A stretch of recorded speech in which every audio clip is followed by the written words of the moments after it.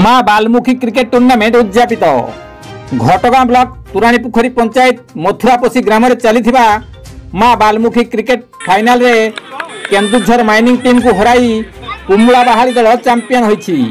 पुरस्कार वितरणी उत्सव में मुख्य अतिथि भाव घटगां ब्लॉक सांसद प्रतिनिधि अखिल कुमार पात्र जोगदे विजयी दल को 17,000 टंका और रनर्स अप दल को 13,000 टंकार पुरस्कार प्रदान करथिले।